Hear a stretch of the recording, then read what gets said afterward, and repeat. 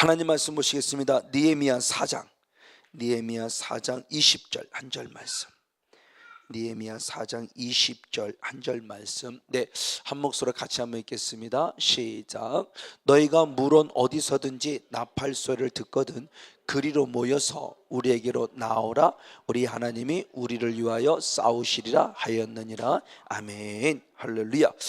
지금 느헤미야 4장 전반부까지 우리가 말씀을 한번 나눠봤습니다. 2장부터 하나님이 주신 은혜 가운데 하나님께서 아닥사스다 왕을 감동시킨 하나님의 선하심의 도우심의 손길이 있었죠. 그래서 왕을 감동시켜서 이스라엘로 돌아가라, 예루살렘으로 돌아가는 허락을 받았을 때 조서를 통해서 모든 총독로부터 안전하게, 그리고 물질을 통해서 지어질 모든 부분들, 그리고 생각지도 않았던 군대들을 동원해서 안전하게 드디어 예루살렘에 도착을 했고, 도착을 했을 때 드디어 영적인 또 다른 존재가 반응을 했으니 산발락과 도비와 게셈이 두려워 떠는 은혜가 있었다는 거죠. 맞아요. 여러분들이 성령 충만하고 말씀 안에 있으면 악한 사탄은 감히 저와 여러분을 건들 수 없어요. 지금은 내 안에서 두려워합니다. 여러분 안에서 두려워합니다. 여러분은 환경 속에 두려워하고 있습니다. 왜? 자기들이 박살날 걸 알았기 때문에. 그래서 예수님의 첫 선교 사역 속에서 있을 때 우리를 멸하여 왔나이까 라고 해요. 자기들이 존재를 알아요. 지금 멸망받을 것을 알아요. 지금도 두려워하고 있어요. 여러분 당당하십시오. 떳떳하십시오. 제발, 다시 한번 제발, 제발 당당하십시오. 제발, 정말. 자, 그런 은혜 안에 있을 때 하나님 주시는 성령의 감동에 따라 하나님이 행하실 일에 은밀히 행하였습니다. 내가 뭐 할 거야 하고 자랑하지 않았어요. 그리고 와서 실상을 파악했죠. 들은 것만 아니에요. 우리는 실상을 파악해서 정확한 진단이 나오는데, 그 진단을 나올 때 너희들이 이걸 잘못했잖아 하고 책망치 않아요. 정확히 분별해서 진짜 성벽 때문에 그랬구나. 진짜 성문이 불타서 그랬구나. 그럼 어떻게 하면 되지? 중건하면 되지. 다시 세우면 되지. 너무 간단해요. 문제 속에 답이 있어요. 문제 허물어졌네? 불탔네? 고치면 되죠. 뭐가 어려워요? 근데 그 고치지 못하는 거 그냥 불난 것 때문에 호들갑 떨고 난리 났다고 치고 아니요. 그거 아니라는 거예요. 담대하십시오. 큰일을 당하면 당할수록 더 영적인 침착성을 가지게 될 것 같아요. 저는 느헤미야가 그게 존경스러워요. 너무 멋있어요. 호들갑 떨지 않아요. 자기가 가진 기득권에 가서 가지고 뒷다이가 그러고 막 그러지 않아요. 그리고 방악하게 거기에 처방을 내립니다. 중건하자, 세우자, 기도하자, 예배하자, 일어서면 된다. 아멘. 근데 무조건 하라가 아니에요. 하나님이 나에게 도우셨다. 나를 도우신 하나님은 당신도 도울 것이다. 그래서 그들이 용기를 주고 힘을 주죠. 그래, 할 수 있군요 라고 한 마음으로 그들이 하자라고 성전을 건축하자고 용기를 가져요. 그럼 사탄인들 가만히 있냐? 아니요. 비웃었어요. 최후의 발악이라고 그랬어요. 자기가 멸망할 건 아는데 안 멸망할 것처럼 오히려 겁주려고 최후의 발악을 해요. 지가 최후의 발악을 하면 할수록 자기의 마지막 때가 된 걸 안다는 거죠. 그럴 때 느헤미야는 멋진 선포를 합니다. 하나님이 우리와 함께 하시기를 형통하다. 나는 반드시 건축할 것이다. 너희는 우리에게 침범할 아무런 기업도 권리도 명분도 없다. 할렐루야. 그리고 3장에 들어서 계속 건축해 갑니다. 근데 4장에 들어와서 그들의 존재가 다시 또 드러났죠. 전쟁이 잠시 금쳤을 뿐이에요. 휴전 상태에 잠시 그쳤을 뿐이에요. 실제는 말하는 휴전도 아니죠. 걔네가 숨어서 가만히 기회를 노리는 거죠. 그래도 계속 하니까 분노했다. 그렇죠? 크게 분노하며 우리에게 와서 업신여기야. 야, 니들이 기도한다고 되니? 니들이 성벽 산다고 되니? 라고 말하죠. 여우가 올라가도 무너질 걸 하고 말하면서 우리들의 삶을 비참하게 만들고 참소하고 조롱거리를 삼아요. 그때 느헤미야는 하나님과 1대1의 대화 속 기도 속에서 그들 등이 이겨내고 백성들도 흔들리지 않았어요. 그래서 끝까지 하나님이 주신 부분을 잘 이루어가고 이끌어가요. 근데 두 번째 사탄의 역사에 또 틈을 타요. 자, 이기긴 이겼으나 아직 떠난 건 아니라는 거예요. 이기긴 이겼으나 아직 떠나지 않았어요. 그러니까 바로 또 틈을 탑니다. 역시 분노케는 이번에는 아주 요란하게 만들어요. 시끌벅적하게 만들어요. 계속 문제를 빵빵빵 터뜨린다는 겁니다. 여기서 빵 터뜨리고 저기서 빵 터뜨리고 혼잡하게 만들고 공허하게 만들고 혼돈하게 만들고. 그럴 때 백성들은 이미 움직였어요. 요동하고 있어요. 못해 먹겠네 그러는 거죠. 안 할 거야 그럽니다. 왜? 저 사람 때문에. 왜 나만 이래? 원망과 불평과 시비가 없이라는데 왜 나만 이래? 저 사람이 흙을 갖다 줘야 우리가 쌀 거 아니야. 왜 나만 벽돌을 쌓아? 저 사람은 흙 갖다 달라고 그래. 저 사람 안 하잖아 라고 말하며 남 핑계를 대고 안 해요. 당신 때문에 못해 먹겠어. 아니요, 남 핑계가 아니라 나로부터 원인을 찾아야 된다고 그랬어요. 그때 아주 중요한 부분의 모습이죠. 드디어 하나님의 일을 하는 사람도 있지만 파수꾼을 세우기 시작했어요. 그동안 이걸 역으로 하면 파수꾼 없이 그냥 일만 열심히 한 거였어요. 잘못된 건 아니지만 그들이 그 틈을 줬다는 거죠. 그걸 알기 때문에 니베는 바로 파수꾼을 세웠어요. 그랬더니 이번에 사탄의 존재가 또 들어오는데 은밀하게 들어와요. 조용히 들어와요. 아무것도 모르게, 아무도 모르게. 이것이 진짜 조금 전에 이게 지금 하나님이 주시는 평안인지 이게 지금 무엇인지 모르는 거예요. 폭풍 전야와 같은 잔잔함이 있어요. 근데 거의 대부분이 몰라요. 근데 드디어 알 수 있는 반응도 나타났으니 이들이 앞절에서는 한 번 찾아왔던 놈은 10번이나 계속 찾아오면서 불안함의 모습을 드러내죠. 원망과 불평과 불만을 통해서 자꾸 내 안에 뭔가 알지 못하는 불안함. 우리 아이가 뭔가 계속 쨍쨍쨍쨍쨍 거려요. 우리 아이가 뭔가 계속 불편해요. 아기가 계속 울듯이. 우리들은 평안한 것 같은데 아기는 뭔가 불안해서 계속 울어대듯이, 뭔가 알지 못하는 부분의 모습을 울어대듯이, 이런 부분 속에서 뭔가 폭풍 전야와 같은 그런 밤들의 모습이 있는 겁니다. 그때 니에미아는 중요한 모습을 했죠. 4가지의 단계라고 그랬죠. 그래서 백성들을 불러 모아서 칼과 창과 화살을 그들에게 지워주었고, 그러면서 어둠의 영의 그들의 존재 산발락과 도비야와 게셈의 방해를 두려워하지 말라 그랬고, 오히려 반대로 하나님을 기억하라 그랬고, 지금부터 싸우자 말하며 진정한 영적인 싸움에 돌입할 것을 얘기를 했다는 거예요. 바로 이런 모습입니다. 근데 이것이 니에미아는 어떻게 알았다? 그들의 꾀를 하나님의 은혜 가운데 뭐 됐다? 알았다는 거죠. 이 영적 분별력 얼마나 감사합니까? 부족하지만 저희도 이런 것을 저도 사모하고 있다면 여러분도 똑같이 사모하십시오. 그래서 내 가정에 이루어지는 일, 남편에게 이루어지는 일, 자녀들에게 이루어지는 일을 영적 분별을 통해서 성령께서 하시는 건지 악한 이 하는 건지 부모를 빨리 분별해야 대처할 수 있잖아요. 이게 뭐 사탄이 하고 있는데 전혀 대처하고 무방비 상태에 있으면 계속 두드려 맞아야 돼요. 빨리 파악하고 빨리 분별해야 거기에 따른 대처를 통해서 싸워 이길 수 있는 지혜, 바로 그런 부분의 모습, 필요한 부분을 잠시 나눴고, 자 그러면 중요합니다. 자 그래서 그들의 존재가 잠잠해서 자기들의 존재의 모습을 완전히 감춘 듯 싶었어요. 그러면 다 됐다? 아니요. 느헤미야의 지혜를 여기서 보고, 준비하는 영성을 여기서 보고, 사오갈 영성을 여기서 보는 거예요. 끝났다가 아니었어요.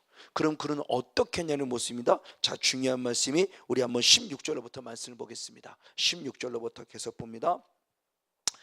같이 한번 읽겠습니다. 시작. 그때로부터 내 종자의 절반은 역사하고 절반은 갑옷을 입고 창과 방패와 활을 가졌고, 민장은 유다 온 족속의 뒤에 있었으며, 성을 건축하는 자와 담부하는 자는 각각 한 손으로 일을 하며 한 손에는 병기를 잡았는데, 건축하는 자는 각각 칼을 차고 건축하며 나팔 붙는 자는 내 곁에 섰느니라. 아멘.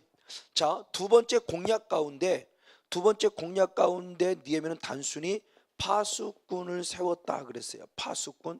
그런데 자 완벽하게 그들의 꾀를, 그들의 계략을 알아냈고 정확하게 대처했던 느헤미야는 이제 다 됐다 이게 아니라는 거예요.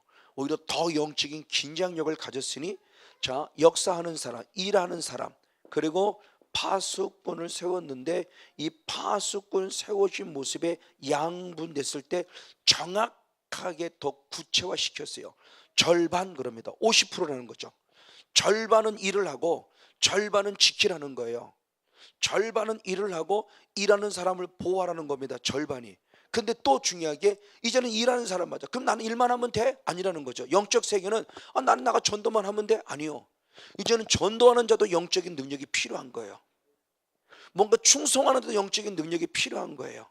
그래서 느헤미야가 중요한 게 이 절반으로 나눈 다음에 그나마 또 일하는 사람들, 건축하는 사람들, 담보하는 사람들, 일하는 역사하는 사람들, 그들마저도입니다. 다시 한번 16절을 보면 그때로부터 내 종자의 절반은 역사하고 절반은 갑옷을 입고 창과 방패에 활을 가졌어요. 갑옷을 입고 칼과 창에 방패를 가지면서 뭔가 지키는 있어요. 그것이 아니 17절에 성을 건축하는 자와 담보하는 자는 다 각각 한 손으로 일했고 한 손에 뭐를 잡았어요? 병기. 한 손은 기계를 잡은 거예요. 한 손은 뭔가 일할 수 있는 기계. 그런 반면에 또 한 손에는 뭘 가졌다고요? 병기를 가졌다는 겁니다. 자, 그러면 목사만 영적 능력을 갖는 게 아니라 일하는 누구도, 성도들도, 내가 직장에서 일하든 사업장에서 일하든 가정에서 일하든 어떤 먼 곳에 떠나가서 일하든 그 일할 때에 한 손은 역시 또 무엇을 가져라? 병기를 가져라. 할렐루야. 목사님이 나를 기도해 주기 당연히 기도해 주죠. 근데 목사님이 나를 기도해 주려 내가 수수방관하면 안 된다는 겁니다. 내가 해야 할 일도 감당이 되지만 내가 해야 할 뿐만 아니라 나도 영적인 무기가 필요하다는 거예요. 영적인 병기가 필요하다는 겁니다. 성도 똑같아요. 자녀도 똑같아요. 아빠가 해주겠지? 다시 말하면 하나님이 알아서, 맞아요, 하나님이 지켜주세요. 하나님이 지켜주신대요. 하나님은 나에게 뭐라, 성목사 너도 영적 무기를 가져, 이거잖아요. 말씀의 검을 가져야 되고요, 기도의 날카로운 검을 가져야 돼요. 이게 내가 가질 무기입니다. 나도 싸워야 되기 때문에 내가 가질 무기예요. 하나님이 지켜주겠지가 아니에요. 그렇죠? 지켜주는 건 어린아이 때지. 청소년을 지나고 청년의 때를 지나고 장인이 되고 성인이 됐으면 자기 할 몫은 자기가 알아서 해야 된다는 겁니다. 그러니까 영적으로 빨리빨리 자라야 되는 거예요. 그래서 최소 못해 청년의 신앙까지는 자라야 뭔가 영적 싸움에 싸워가며 승리하며 왕권을 가진 자로서 영적 싸움에 승리했기 때문에 하나님 나를 쟁취하고 하나님의 나를 다시 내 것으로 취하고, 어제 말씀에 그랬잖아요. 디모데 6장 12절의 말씀에 하나님의 선한 나라 선한 싸움을 싸워라, 그래서 영생을 취하라, 이를 위하여 너희가 부르심을 입었다. 주님이 우리를 부르신 게 이거예요. 그러니까 구원 얻었다가 감사한데 지금부터 구원을 지켜내는 영적 싸움을 싸워야 된다는 겁니다. 그래서 천국은 침노하는 자의 것이라고 그랬어요. 그래서 하나님은 힘쓰라고 그랬고 아고니 주마에 싸우라고 그랬고, 그러니까 제발 어린아이 신앙에 머무르지 말라는 거예요. 빨리빨리 자라야 돼요. 그럼 직분이, 흔히 말하는 직분이 장로님이 되고 권사님이 되고 목사가 됐기 때문에 영적으로 어른? 아니요. 목사라는 직분을 가지면 아직도 어린아이 같은 목사님이 있어요. 이제 간 예수를 믿지만 순교를 각오하는 아비아 같은 신앙을 가진 자, 청년의 신앙을 가진 자도 있어요. 그러니까 신앙의 연륜, 그거하고 아무 상관이 없어요. 지금 이 순간에 내 영성이 어떤 영성이 있냐가 중요하다는 거예요. 그래서 일하는 나와 우리들, 목사님만이 아니라 일하는 내가 내 직장 안에서 영적인 선교사로 파송되었기에 내가 해야 할 일을 잘 해야 되지만 반면에 영적 무기를 가져야 된다는 거죠. 영적 무기를 가지면 싸울 수 있다는 거예요. 지금 그 부분 속에서 느헤미야가 정말 멋있게 대처를 합니다. 나만 잘하면 되지 말아요. 나도 잘해야지만 나 하나만 아니라 남편도 잘해야 되고 아내도 잘해야 되고 부모님도 잘해야 되고 자녀도 잘해야 돼요. 그 중에 이끌어가는 영적 리더가 있어야 되겠지만 우리 모두가 다 같이 하나가 되어야 된다는 겁니다. 남편은 남편의 몫만큼 해야 돼요. 아내는 아내의 몫만큼 해야 되고 자녀는 자녀의 몫만큼 해야 돼요. 영적 무기가 필요해요. 목사님한테 떠넘기지 마시고요, 아내한테 떠넘기지 마시고요, 남편한테 떠넘기지 마시고요, 내가 가질 몫을 가져야 돼요. 지금 그 부분 속에 중요한 역할을 지금 느헤미야가 가르쳐줬어요. 자, 근데 이 부분 속에 보면서 아주 또 다른 중요한 영적 원리를 알려준 게 아까 읽었던 20절 말씀입니다. 한번 20절 말씀을 보겠습니다. 19절부터 계속 보게. 19절부터 19절 20절 연습습니다. 시작. 내가 귀인들과 민장들과 남은 백성에 이르기를 이 역사는 크고 넓음으로 우리가 성에서 나뉘어 상거가 먼즉 너희는 물론 어디서든지 나팔소를 듣거든 그리로 모여서 우리에게로 나오라. 우리 하나님이 우리를 위해 싸우시라 했느니라. 아멘.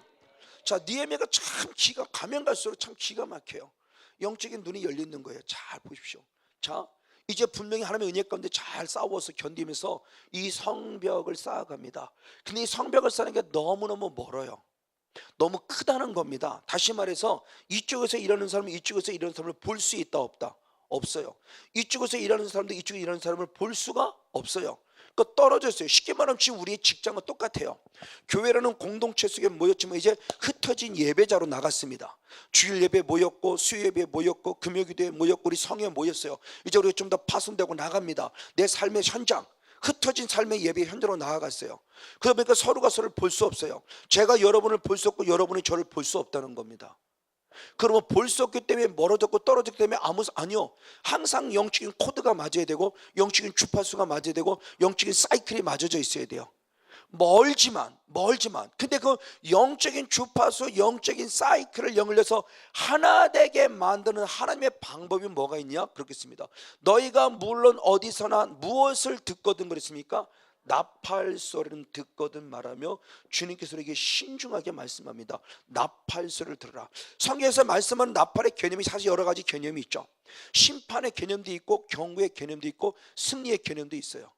마지막 때 7 나팔이 불려지죠.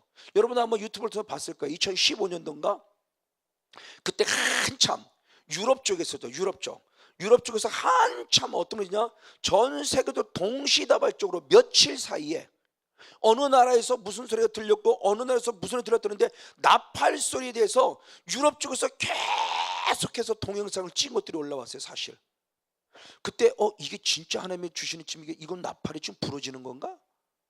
이게 뭐지? 그렇다면 주님께서 뭔가 지금 사인을 주는 나팔인가? 이게 경고성의 나팔인가? 그 나팔 소리가 뚜 하는 그 나팔 소리가 그냥 1분 1초가 아니라 긴 것들은 4분까지도.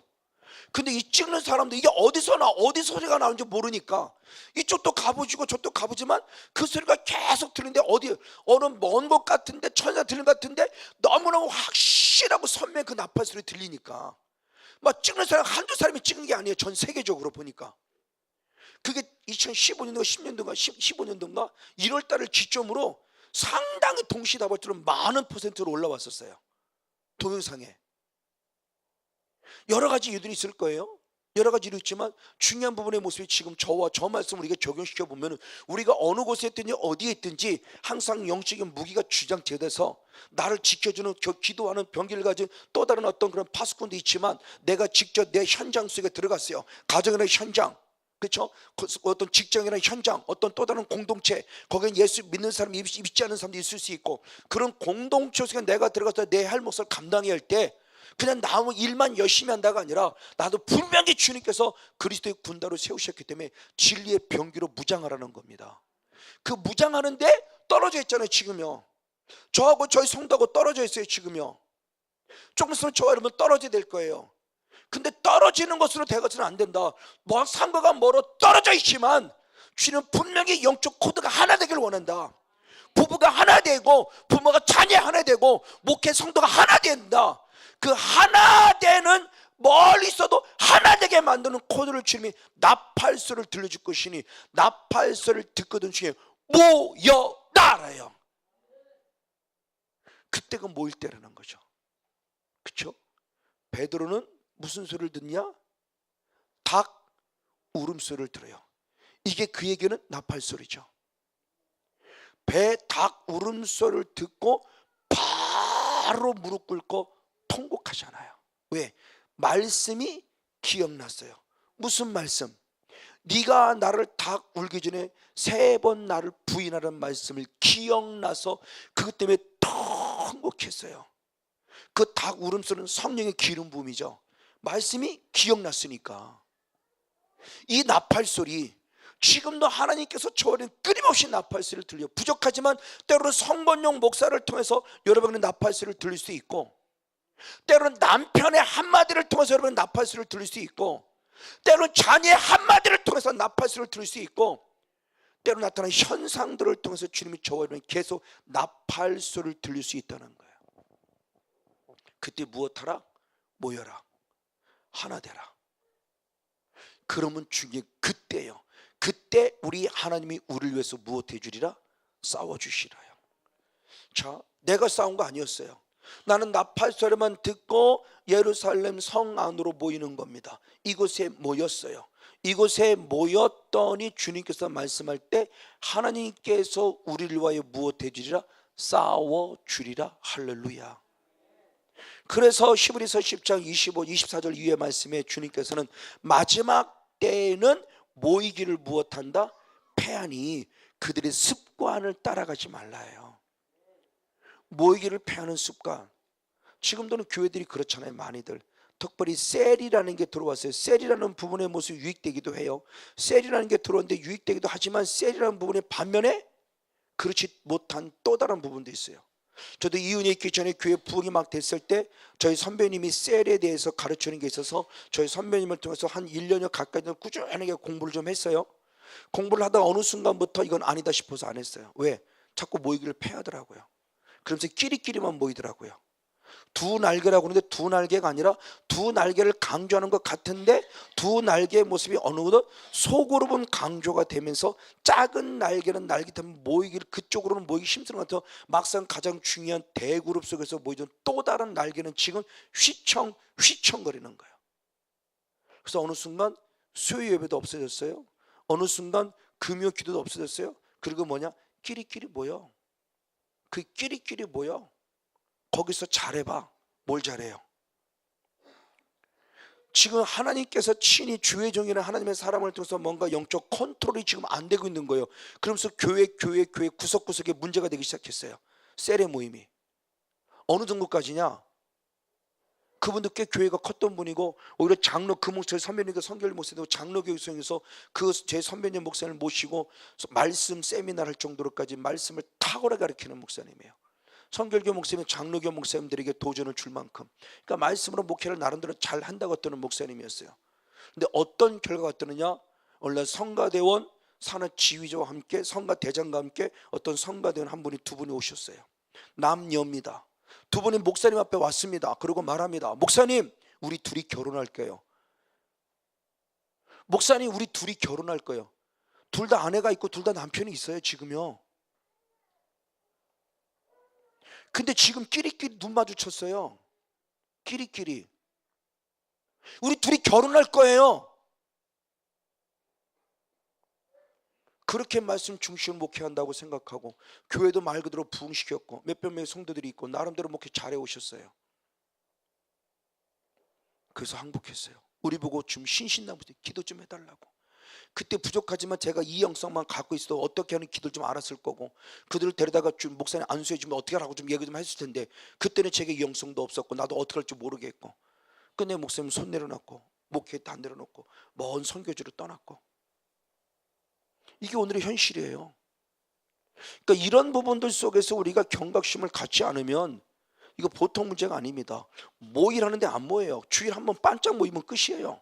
그럼 언제 목사님이 그나마 영적 컨트롤하고 어떻게 다뤄? 그나마 얼굴을 봐야 기도가 되고 뭔가 컨트롤되고 그럼 뭔가 하나님 주신 또 사인을 받아보는데 그나마 모이지 않으면 새벽 기도를 나오나 수요 기도를 나오나 금요 기도를 나오나 안 나와요. 안 모여요.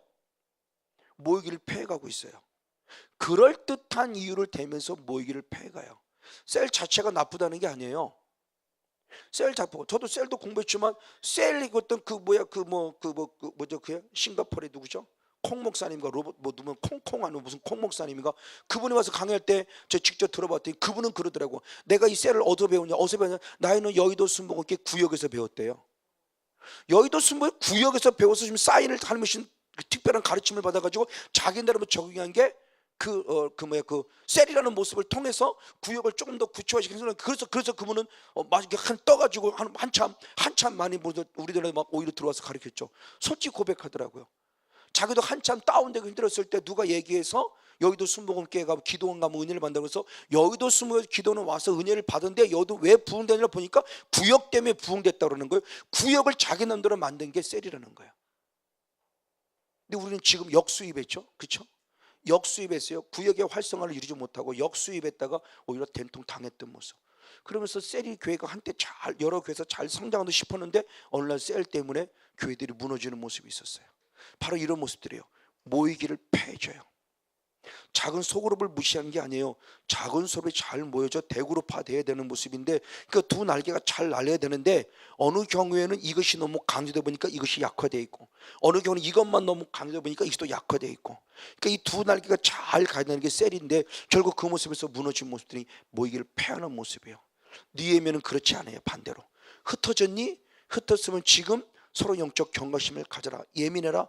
주님의 나팔 소리가 들릴 것이니 그때는 모여라. 그러면 하나님이 싸워 주실 것이다. 할렐루야, 이거예요. 그 부부지간도 마찬가지고 부모 자녀도 마찬가지고 항상 하나님의 나팔 소리 때 서로 모임의 모습이 있어요. 그 모임에 대한 부분 속에 중요한 말을 하는 게 어떤 거냐? 역시 말씀 읽어볼 때 한번 22절로부터 말씀을 봅니다. 22절 23절 22절 23절을 봅니다. 같이 한번 읽겠습니다. 시작. 그때 내가 또 백성의 고하기를 사람마다 그 종자와 함께 예루살렘에서 잘지니 밤에는 우리를 위하여 파수하겠고 낮에는 역살이라 하고 내나 내 형제나 종자들이나 다 나를 쫓아 파수하는 사람들이 다 그 옷을 벗지 아니하였으며 물을 기르러 갈 때도 기계를 잡았었느니라. 아멘. 자, 그러면서 이제 보충 설명을 하는 겁니다. 모이라 그랬고 그들이 모였을 때 결국 어디에 모였냐는 거예요. 예루살렘에 모였다는 겁니다. 예루살렘이라는 영적 의미에 대한 부분의 모습을 많이 말씀을 드렸죠. 이것이 단순히 지명으로 봐서는 안 되고 이것이 예루살렘이 갖는 영적 의미가 뭐냐는 겁니다. 그래서 예루살렘에 모였다, 그들이 예루살렘에 거했다, 예루살렘을 떠나지 않았다, 그리고 옷을 벗지 않았다, 이런 것들이 과연 무엇일까? 그래서 예수님께서도 사도행전 1장 4절 5절에 말씀할 때 예루살렘을 무엇하지 마라? 떠나지 말라. 왜? 내가 너희 약속한 성령의 무엇을 주길 원한다? 성령의 세례를 너에게 부어주길 원한단 말이에요. 예루살렘을 떠나지 말라고 그랬어요. 너무너무 중요한 말씀이죠. 예루살렘을 떠나지 말라. 궁극적으로 구약 시대로 올라가면 요엘 선지자가 한 예언이에요. 요엘 선지자가 주는 예언의 모습이죠. 그래서 요엘서 2장 28절부터 만물의 마지막 때 하나님은 모든 육체에게 무엇을 주어줄 것이니 성령을 부어줄 것을 말씀하며 마지막 요엘서 2장 32절의 말씀에 주의 이름을 부르는 자, 여호와 이름을 부르는 자가 무엇을 얻으리라? 구원을 얻으리라. 그러면서 중요한 말씀하셨어요. 한번 요엘서 2장 32절의 말씀을 봅니다. 요엘서 2장 32절 같이 한번 있습니다. 시작. 누구든지 여호와 이름을 부르는 자는 구원을 얻으리니. 아멘. 이는 나 여호와의 말대로 시온산과 예루살렘에서 피할 자가 있을 것이며 남은 자 중에 나 여호와의 부름을 받을 자가 있을 것임이라. 할렐루야. 자, 요엘서 2장 32절에서는 저 마지막 말씀이 있어요. 근데 저 말씀이 이루어진 사건이 사도행전 2장의 사건인데 사도행전 2장 17절로부터 쭉 18절 넘어 22절까지 말씀에서는 주의 이름을 부르는 자가 구원을 얻으러 끝나버려요. 왜? 이루어졌으니까. 그러면 어제 사도행전 2장 1절로부터 4절까지, 그러니까 1장과 2장에서 이미 이루어졌어요. 어디 있어요? 예루살렘을 떠나지 말라는 이 말씀이 이루어졌어요. 자, 그겁니다. 시온산과 예루살렘 피할 자가 있을 것인데 끝까지 남아있는 자 중에서 나 여호와의 무엇을 자가 부름을 받을 자가 있을 것입니다. 자, 보십시오. 결국은 잘한 대로 예루살렘을 떠나지 않은 사람은 몇 명이에요? 120명이에요. 그런데 고린도전서 15장 6절의 말씀에 보면 주님의 부활을 목격한 사람이 몇 명이냐? 500명이에요. 근데 주님의 부활을 목격한 500명인데 그 500명의 주님 뭐랬냐? 예루살렘을 떠나지 마, 예루살렘을 떠나지 마, 예루살렘을 떠나지 마. 그러면 내가 너 약속한 성령을, 내가 너 약속한 성령을 부어줄 거라고 말씀하셨어요. 그리고 이제는 주님께서 승천하신 거죠. 그래서 우리는 잘 알아요. 주님께서 부활하신 지 40일 동안 있었다가 언제? 오순절날 성령이 왔으니까 지금 며칠의 기간이에요? 10일의 기간. 우리는 알아요. 근데 그때 당시 하나님은 이게 모르죠. 앞으로 10일 후에 줄게 그랬으면 얼마나 좋아요. 그러면 속된 말로 끝까지 견뎠으는도 몰라요. 근데 10일 후에 주겠다가 아니에요. 그냥 막연히 예루살렘 떠나지 마 그랬어요. 그 얼마나 불안하겠습니까 지금. 예수를 죽인 이 로마 잔당들이, 로마 병들, 지금도 예수의 잔당을 찾으려고 난리가 났는데 그 예수 잔당처럼 난리가 나서 그때 10일 동안 거기서 만난 500여 명. 저도 그 성지순례를 가보니까 그 마가다락방에 가보니까 작아요 정말. 그리고 우리나라 말로 하면 그냥 2층 집에 다락방의 개념, 우리가 갖는 다락방의 개념이 아니고 그냥 2층 집이에요. 2층 집. 그리고 다 돌로 돼 있어요. 그러니까 조금만 얘기하면 쫑쫑 울려 이게. 그러니까 거기서 주여 그랬으면 지금 바깥에 로마 병력이 들을 수 있을까요? 다 듣죠.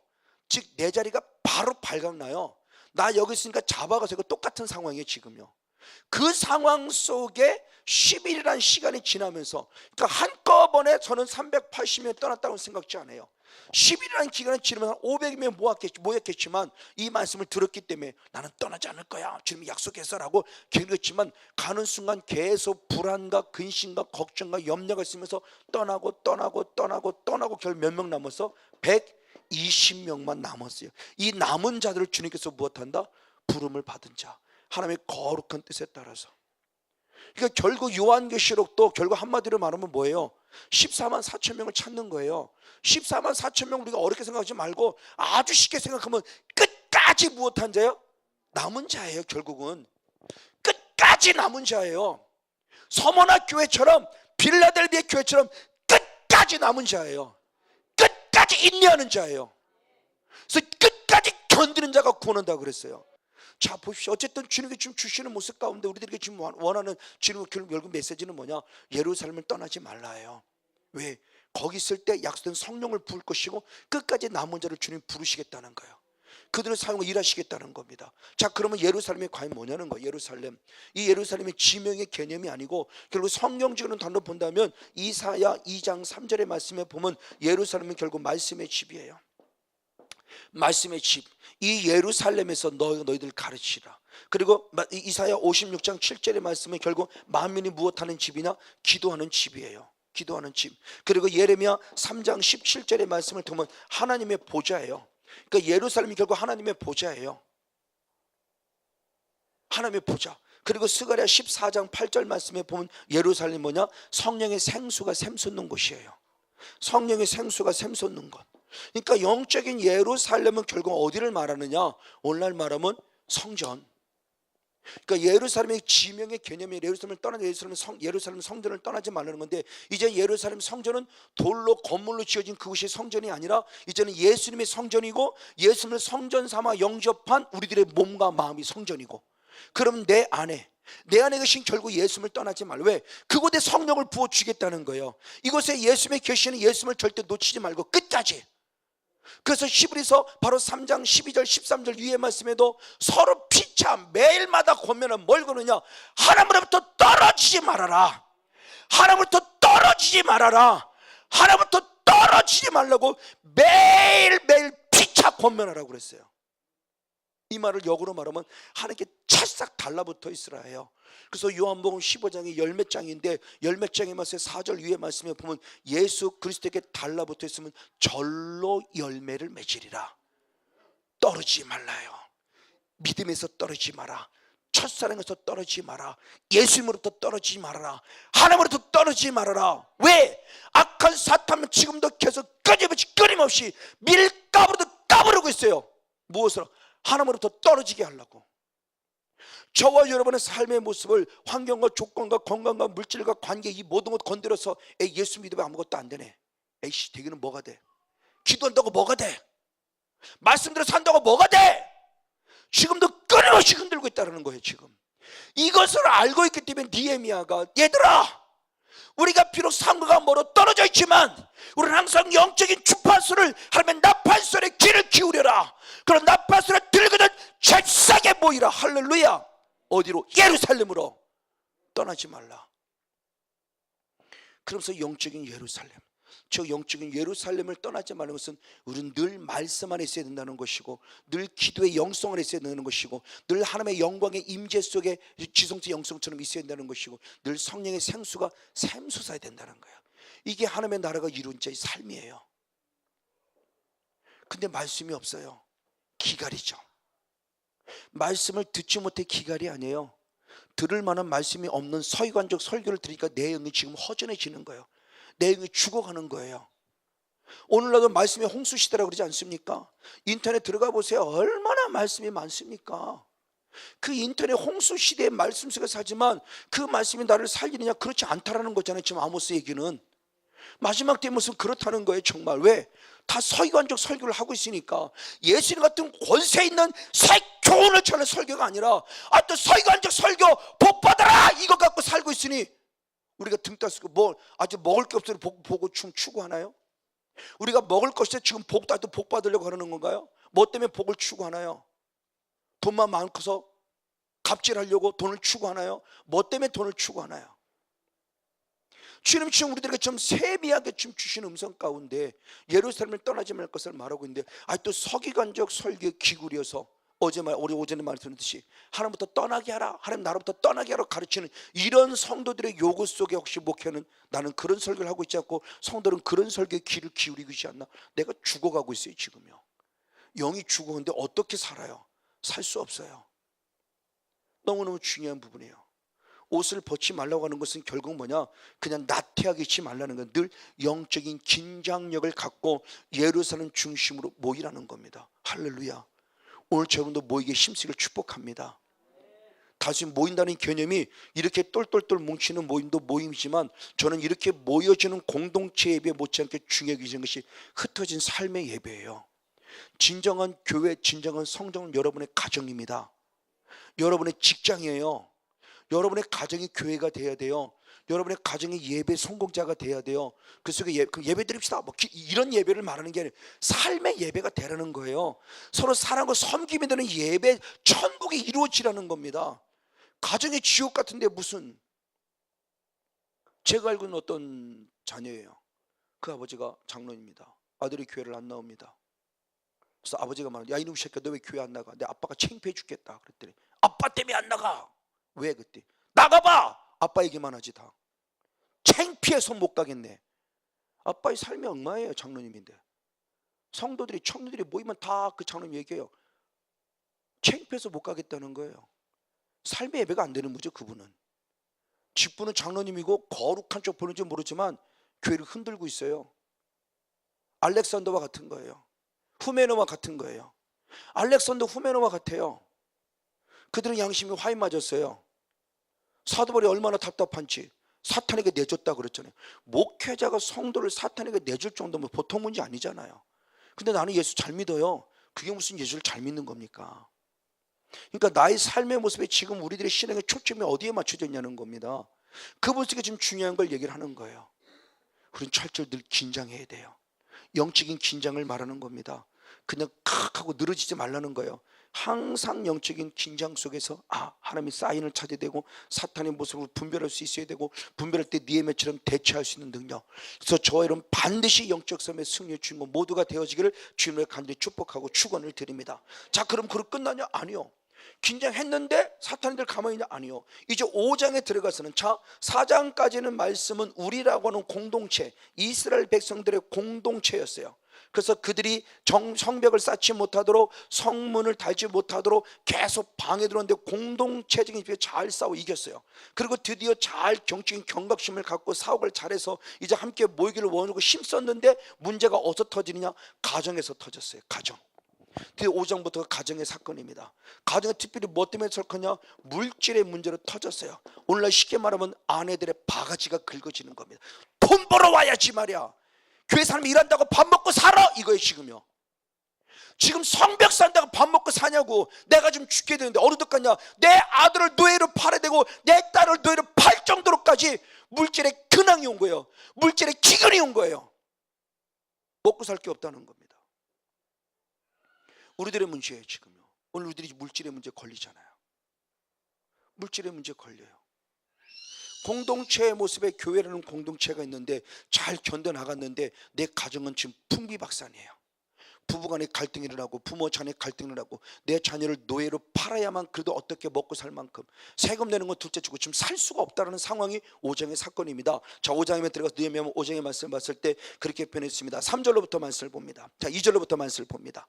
2절로부터 1절에 원망했다고 말하는데 2절에 보니까 혹은 말하기를 우리와 우리 자녀가 많으나 곡식을 얻어먹고 살아야겠다 하고, 혹은 말하기를 우리의 밭과 포도원과 집이나 전당 잡히고 이 흉년에 곡식을 얻자 하고, 4절 5절 이렇게 해서 혹은 말하기를 우리는 밭과 포도원으로 봇을 빚내어 세금을 바쳤다 하고, 우리 육체도 우리 형제의 육체와 같고 우리 자녀도 저희 자녀와 같거늘 이제 우리 자녀를 누구로? 종으로 파는도다. 우리 딸 중에 벌써 종된 자가 있으나 우리의 밭과 포도원이 이미 남의 것이 되었으니 속량할 힘이 없도다.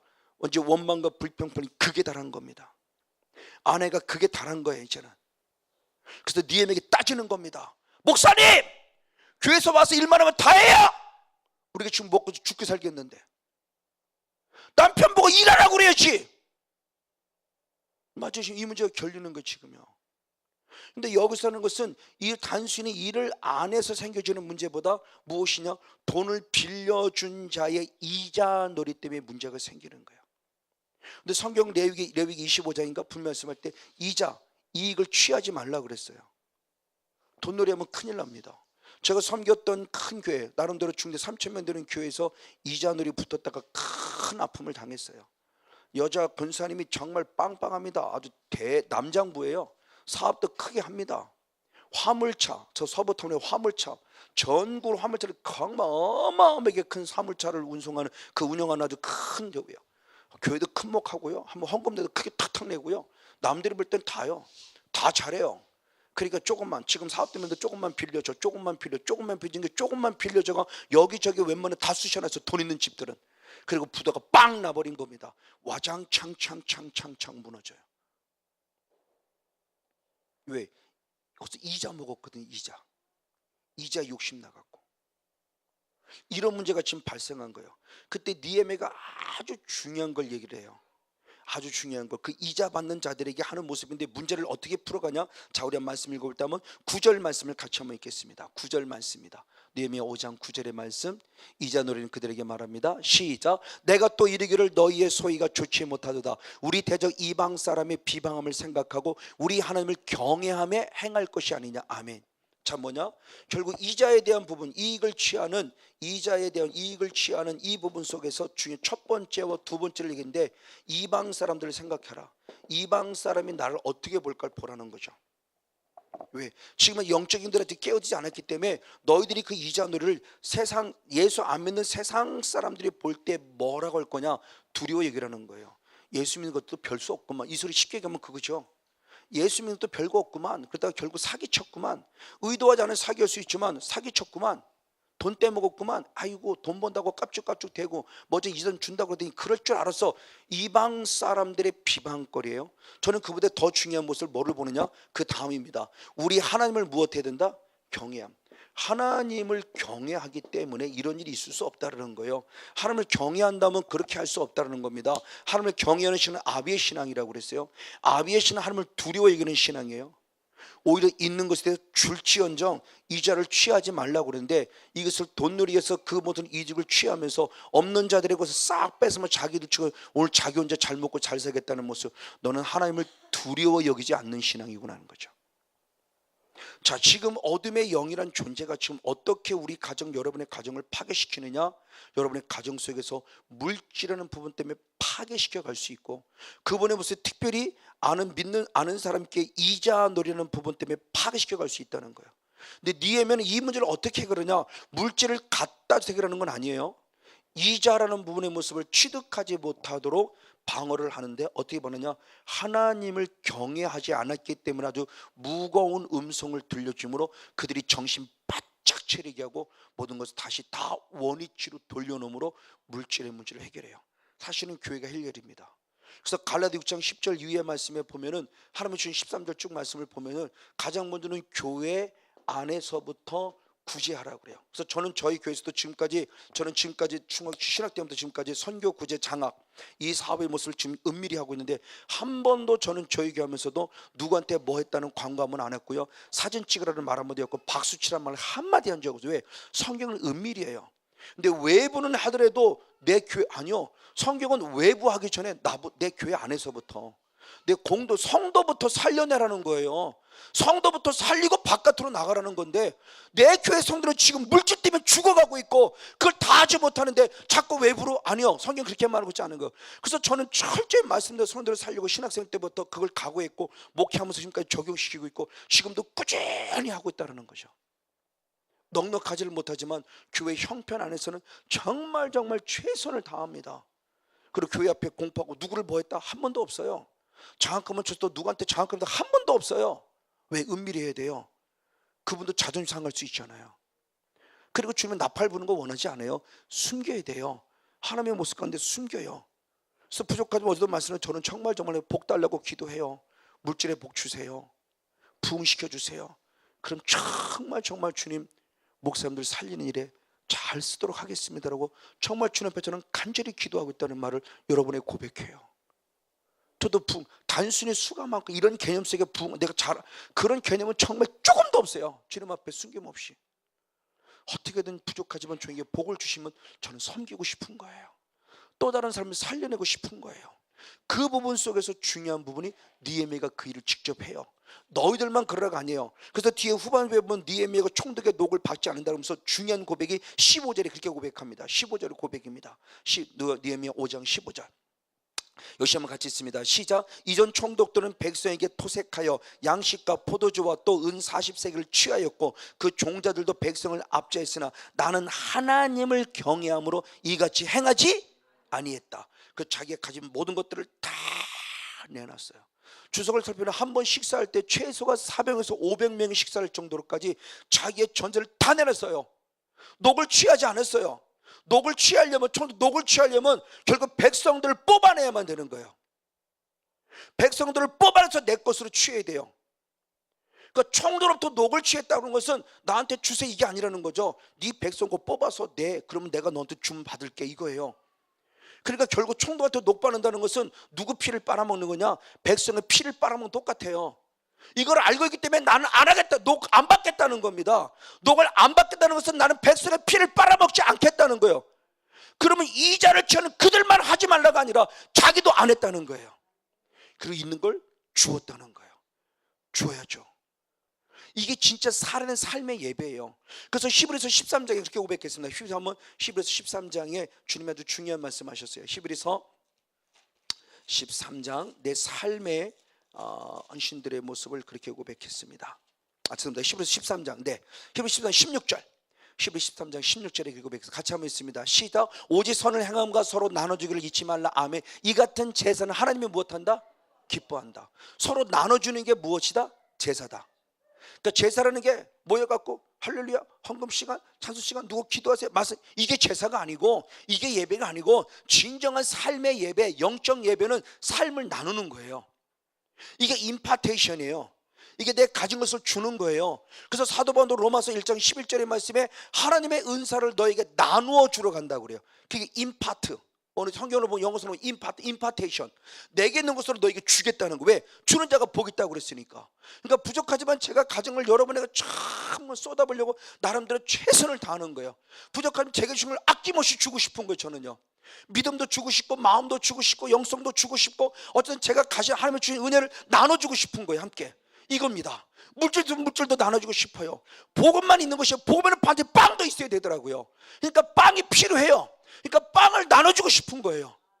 제 솔직한, 그래서 하나님께 진짜 고백하는 거예요. 하나님 복 좀 주세요. 나도요. 복 주시면 정말 잘 쓸게요. 근데 주님께서 보면 아직도 제가 저를 알기 때문에 소목사 물질 좀 아직도 교만할 거 아니까 안 주시는지 모르지만 지금 같은 마음 됐으면 정말 잘하고 싶어요. 많은 목사님들 세우고 싶고요. 더 많이 하고 싶어요. 어떤 이런 부분 속에 드디어 물질을 해결하고 이겁니다. 너무너무 감사해요. 근데 그 다음에 이제 6장으로 넘어갑니다. 그렇게 했더니 결국은 악한 사람이고 결국 가정도 흔들어도 안 되네? 그러고 옵니다. 그럼 포기하냐? 아니요. 또 들어와요. 이제 6장에서는 누구를 말하냐? 개인적인 공격입니다. 느헤미야를 향한 개인적인 공격이에요. 자, 공동체를 공격했습니다. 그도 안 되니까 가정 안에 들어와서 물질로 공격했습니다. 그도 안 되니까 누굴 공격? 이제는 느헤미야 개인을 공격해요. 제가 2010년도 5월 달부터 제 개인적인 공격을 받았어요. 4개월을 정말 치열하게 싸웠습니다. 이 공격받으면서 가장 먼저 나타나는 현상이 뭐냐? 기쁨의 교회 가지 말아야지. 에이씨, 이게 돼요. 기쁨의 교회 가지 말아야지. 그러면서 집사람하고 바로 다투기 시작해요. 다툰다는 게 싸운 것이 일방적으로 내가 퍼붓는 거죠. 제 안에 이 찌꺼기가 남아있는 거 아직도. 근데 희한해요. 근데 분명히 내가 막 뭐라고 말해도 보면 어느 순간 내가 기쁨의 교회 앞에 와 있어요. 막 싸우면서도 안 들어갈 거야. 근데 어디 들어가 있어요. 들어갔는데 저는 협력사역자 방에 들어가지 않고 계속 강의 듣고, 강의 끝나면 저는 그 예전에 구성전에 아파트 옆에 뭐가 있죠? 또랑이 있잖아요. 또랑 가서 궁상을 떠는 겁니다. 그 쫄쫄쫄 흐르는 물을 보면서 그 조그만 물결을 보면서 너는 참 부럽다. 궁상을 떨었어요. 이 사탄 때문에. 근데 그거를 제가 하나님의 음성을 듣는 유익이 그거예요. 그러니까 하나님 제 생각을 통해서 타고들었던 부분인데, 내가 생각하는 부분은 내 생각, 즉 하나님 주신 생각이 아니라는 거예요. 계속 주님의 음성, 그건 내 생각이 아니야. 그러니까 하나님 주신 생각이 아니라는 거예요. 너는 지금 속고 있어. 그러니까 자꾸 음성을 들으니까 내가 속고 있는 걸 알아요. 알으니까 이게 힘이 생겨요. 그러니까 하나님의 음성 듣는 게 남을 향해서 주님 음성 듣는 것보다 나를 향한 음성 듣는 게 너무 유익이라는 걸 아는 거예요. 그래서 저는 4개월을 정말 치열하게 싸웠습니다. 그러면서 교회 문제가 같이 겹쳐버린 거예요. 그러면서 정말 치열하게 싸웠어요. 그리고 4개월을 싸우고 나니까 생각에서 빵 떠나고 나니까 몸이 정말 살 것 같아요. 붕 떠 살 것 같으면서 다시 예전의 영혼으로서 지금까지 오고 있는 거예요. 그 한 번의 고비도 저 넘겼어요. 지금 그 상황입니다. 여러분도 그럴 거예요. 어느 순간부터 기쁨의 교회, 어느 순간부터 사랑의 교회, 어느 순간부터 기도, 뭔가 하락시키고 뭔가 은혜가 떨어진 거죠. 지금 이 말을 달리 말하면 사탄이 역사하고 있는 거예요. 근데 그때가 결국은 갈 때예요. 더 네가 가지 못하면 더 갈 거야 이거죠.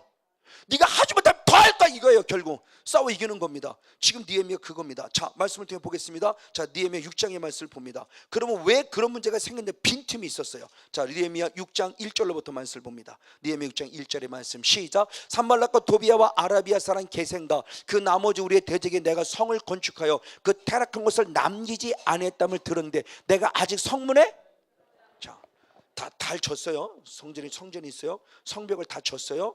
다 성벽도 무서운 거 다 쌌어요. 근데 성문이 있습니다. 성문은 있는데 성문에 뭐를 못 달았어요? 문자.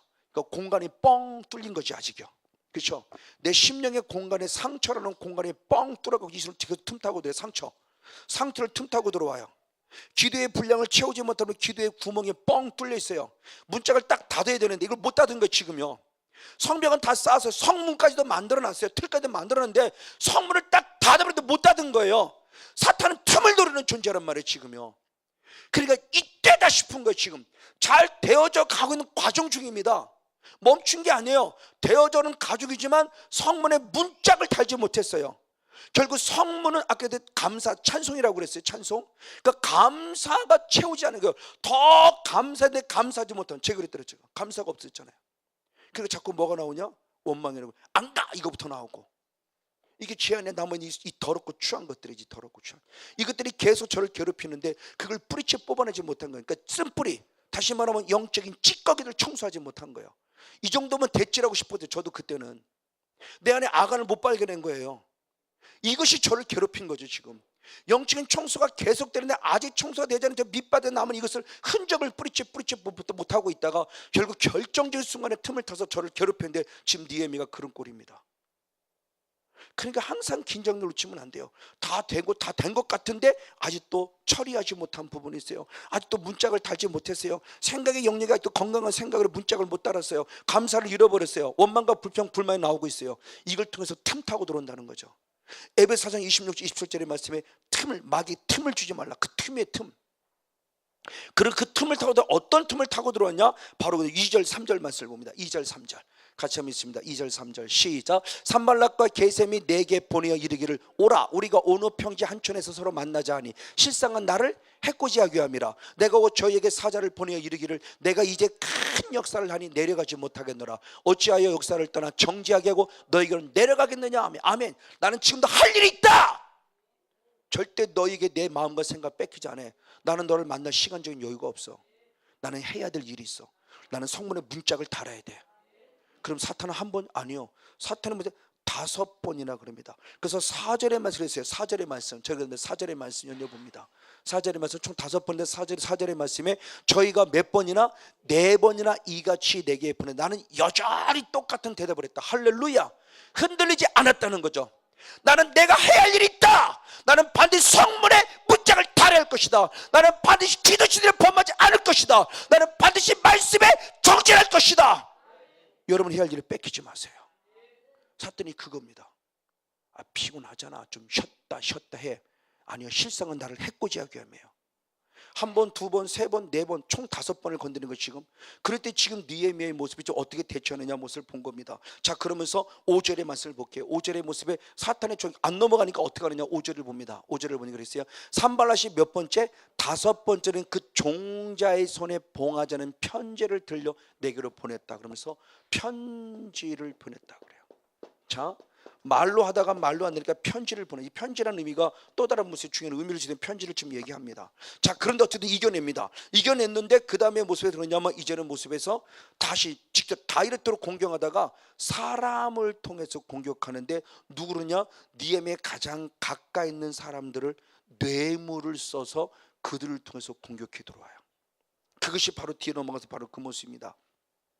두렵게 하고자 하는 모습을 가지고 나오면서, 자, 8절 말씀을 먼저 봅니다. 8절 말씀, 8절 9절 하면 8절입니다. 9절 10절을 보겠습니다. 9절 10절, 9절 10절 같이입니다. 9절 10절.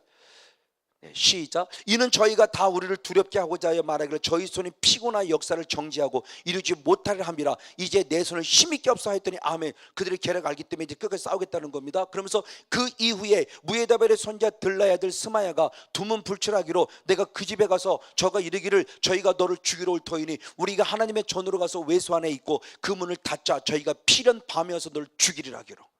얼마나 그럴 때 생각해 주는 거예요.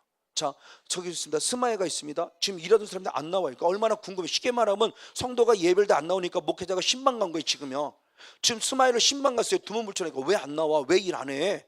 해야지. 지금 너 한 사람의 몫이 얼마나 중요한데 일을 해야지. 그때는 뭐라고 하냐? 알아요. 알합니다. 저 산발락과 도비에게 있으면 우리를 죽이려고 그래. 너를 죽이려고 그래. 얼마나 생각해 줍니까? 목사님 피곤하잖아요. 좀 쉬었다 하세요. 목사님 피곤하 좀 쉬었다 하세요. 지금 이거예요. 지금 너를 죽이려고 그래. 그럼 어떻게 되는데? 그랬더니 생각해 줍니다. 하나님의 전으로 도망가. 그러면 너를 절대 죽일 수 없어. 그 오늘 이 밤에 너를 죽이려고 그래. 얼마나 나를 생각해 줍니까? 얼마나 그럴듯합니까? 근데 니에미는 예스라고 안 그래요. 자, 11절을 봅니다. 11절. 시작. 내가 이르기를 나 같은 자가 어찌 도망하니 나 같은 모이면 누가 외소에 들어가서 생명을 보존하겠느냐? 나는 들어가지 않겠느니까. 자기 유익을 위해서 들어갈 수 없다는 개념도 있지만 또 다른 모습은 하나님의 말씀의 기억이에요. 나는 재상이 아니에요. 나는 성전에 들어갈 자격이 없어요. 나는 재상이 아니에요 지금요. 그러니까 말씀을 기억해야 된다는 겁니다. 자, 다윗도 똑같은 상황이 왔어요. 주변 사람 말합니다. 하나님이 주신 기회입니다. 사울 왕을 죽이소서. 그것도 한 번이나 두 번씩이나 똑같은 상황이 와요. 그럴 때 우리는 이걸 분별해야 돼요. 이게 하나님의 뜻인가? 사울 왕을 죽이라는 건가? 하나님의 뜻이 아닌가? 빨리 분별해야 돼요. 근데 분별이 안 돼요. 분별이 안 되면 뭐냐? 말씀이 기억나야 돼요. 근데 다윗은 말씀을 기억했어요. 어떻게 기억합니까? 하나님의 기름 부음들을 상하게 하지 말라. 그래서 할렐루야, 이게 하나님의 뜻이구나. 상황과 환경과 조건은 기가 막히게 하나님이 붙여준 것 같아요. 근데 말씀을 앞서갈 수 없어요. 아무리 상황과 환경이 기가 막히게 만들어도 말씀을 앞서갈 수는 없어요. 하나님이 내 마음에 안 들어도 하나님이 기름 부신 자는 아무도 상하게 못하겠어요. 하나님이 알아서 할 일이에요. 그래서 나중에는 그 옷자락 잘라는 것마저도 회개하잖아요. 옷자락 자르는 것마저도. 맞아, 이게 진짜예요. 지금 니에미도 마찬가지고 다윗도 우리의 영성에 필요. 그래서 말씀이 늘 기억나야 돼요. 이기주신하고 나만 살자고 나 때문에 또 다른 사람을 죽일 뿐만 아니라 나 때문에 내 스스로의 모습에 하나님의 말씀을 떠난 그런 모습에서 내가 내 삶에 살아가고 있다. 그건 이미 불법이죠. 내 신앙이 아무리 잘 돼도 하나님 말씀을 앞서갈 수는 없어요. 내가 손해보는 싶어도 하나님의 말씀을 이루어내야 돼요. 이게 진짜의 신앙이라는 겁니다. 이걸 니에미는 분별했어요. 그걸 어떻게 표현했느냐? 그런 뒤에 말씀 볼 때 그렇게 표현했습니다. 12절에 그렇게 표현했어요. 12절에 시작. 무엇한즉 깨달은즉 저는 하나님의 보내신 바가 아니라 도비야와 산발락의 뇌물을 주고 내게 이런 예언을 함이라. 깨달았어요. 깨달았다는 건 뭐예요? 성령 주신 감동이 있었다는 거죠. 네 이놈이 잘못됐다는 거 아니에요. 스마야, 네가 그럴 수 있어? 결국 산발락과 도비야 게셈에게 뭐로 넘어갔어요? 돈. 발람하고 똑같죠. 돈에 넘어갔어요. 거기에 넘어갈 필요도 없어요. 그들의 주권 속에 흔들릴 필요가 없다는 겁니다. 지금 사탄의 존재가 돈 갖고 지금 우리를 미혹하고 있는 거죠. 돈은 일만하게 뿌리라고 그랬어요. 믿음 떠나게 한다고 그랬어요. 돈 가진 부자 천국 못 들어가요. 성경에 분명히 그랬잖아요. 천국 못 들어간다고. 근데 왜 자꾸 목사는 돈 받으러 왜 복 받으라고 자꾸 얘기하냐고요. 복 받으려면 11조 아니요. 11조를 드렸더니 복을 받는 삶을 살아야죠. 복 받으려고 11조 드리는 게 아니라. 자, 이런 문제 속에 우리들의 모습을 지금 돌아볼 때 사탄의 존재가 지금 어떻게 직접 공격해도 안 되니까 사람을 통해서 공격해. 남편을 통해, 아내를 통해, 부모를 통해, 아는 사람을 통해서 뇌물 써가지고 공격하는, 이걸 하나님이 깨닫게 하신 거예요. 이런 분별력이 필요해요. 정말 영적인 예민함이 필요합니다. 자, 그런데 이들의 존재가 결국 그럼에도 불구하고 이겨서 결국 52일 만에 성전을 성벽을 짓습니다. 자, 15절 16절을 봅니다. 15절 16절. 성 역사가 52일 만에 엘루월 2월 25일에 끝남에 우리 모든 대적과 사면 이방 사람들이 이를 듣고 다 두려워하여 스스로 낙담하였으니 이는 이 역사를 우리 하나님이 이루신 것을 알미라. 아멘. 자, 사탄의 존재가 우리가 완벽하게 완성을 했어요. 성벽을 다 지었어요. 그랬더니 그들이 지금 무엇하고 있다? 낙담하고 있다. 그들도 안다. 지금 좌절하고, 여러분이 더 하면 할수록 사탄은 좌절하고 낙마하고 쓰러지고 넘어진다. 아멘. 그러니까 여러 번 포기하면 반드시 이긴다는 거예요. 끝까지 이뤄내야 된다는 겁니다. 포기하지 마십시오. 근데 이겼어요. 근데 자, 이겼는데 잘 봐야 됩니다. 이 중심에 서 있는 자, 이 산발락과 도비아와 이 존재들이요, 이 존재는 어떻게 되어져 있냐. 그래서 뒤로 물러섰을 때 18절 19절을 봅니다. 18절 19절 시작. 도비아는 아라의 아들 스가냐의 사이가 되었고 도비아의 아들 여호하난도 벨의 아들 무살람의 딸을 취하였으므로 유다에서 저와 함께 무엇한 자가 동맹한 자가 많아. 이 도비아가 그러니까는 이 암몬 자손의 산발랏의 종이면서도 머리가 기가 막힌 사람이죠. 어느 종의 종인데 어느 순간에 리더의 위치에 서 있어요. 지금요, 리더 위치. 그래서 결혼을 통해서 뭐를 맺었어요? 동맹. 쉽게 말하면 네 사람을 만들었어요. 네 사람. 그러니까 도비아가 얼마나 비열한 사람인 걸 보는 겁니다. 사탄의 존재가 그렇잖아요. 간교하잖아요. 간교. 그래서 창세기 3장 1절에 간교라고 그랬는데, 정말 간교는 원어 뜻은 직역하면 가장 지혜롭다는 존재예요. 나쁜 말로 하니까 간교하지만 긍정으로 표현하면 가장 지혜로운 자예요. 그러니까 쉽게 말하면 머리가 비상하게 돌아가는 겁니다. 이분의 모습을 통해 동맹을 맺었어요. 동맹. 그러니까 많은 사람이, 그 다음에 20절에 이렇게 표현합니다. 20절. 많은 사람이 뭐라고 그러냐? 20절. 좀 더 19절 시작. 저희들이 도비아의 선행을 내 앞에 말하고 또 나의 말도 저에게 전하며 도비아가 항상 내게 편지해 나를 무엇한다? 두렵게 해요. 결국 뭐냐? 많은 사람은 도비아를 누구라고 그래요? 착한 사람. 느헤미야여, 도비아는 착한 사람이에요. 느헤미야여, 도비아를 그렇게 보지 마세요 말하며 착한 사람이라고 하는데 아주 나쁜 놈의 새끼예요. 놈의 새끼는 정말 사탄의 모습이죠, 대표적으로.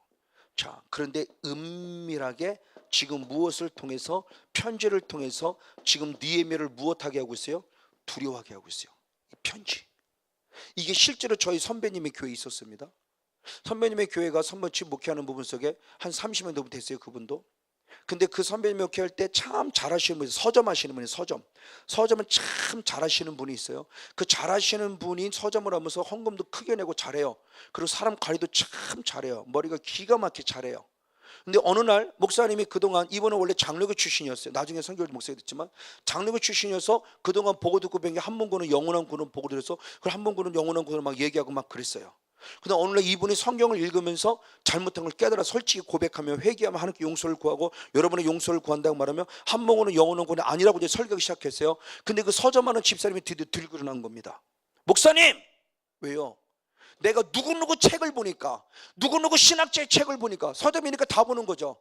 누구누구 신학자, 누구누구 목사님의 책을 보니까 누구는 한번권이라는데 왜 목사님은 자꾸 한번권이 아니라고 그럽니까? 목사님 변질됐습니까? 그래서 아닙니다. 내가 그때는 잘못 알았어요. 다시 성경을 통해 얘기해주고 성경을 통해 얘기해주고 성경을 통해 얘기해주니까 이게 자꾸 영적 코드가 안 맞는 겁니다. 그랬더니 그럽니다. 그러면 내놓으세요. 뭐를요? 내가 1억 헌금한 거 내놓으세요. 하나 앞에 했잖아. 아니요. 하나 앞에 5천 했고 목사님한테 5천 했어요.